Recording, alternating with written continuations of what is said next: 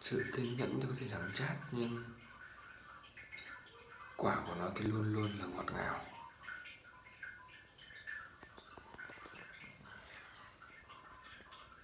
Sự thiếu kỷ luật chắc chắn sẽ dẫn đến thất bại. Thất bại là không phải là một sự kiện chấn động, thất bại là hệ quả của rồi một chuỗi dài thất bại nhỏ do thiếu tính kỷ luật.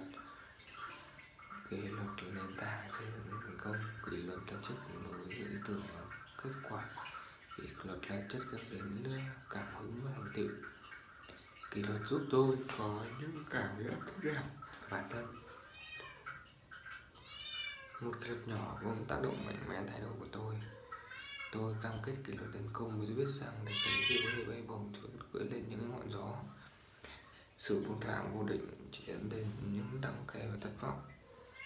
Tôi cam kết kỷ luật tấn công kể khi không ai giám sát tôi. Tôi cam kết trung thực với chính bản thân mình một cách mạnh mẽ nhất.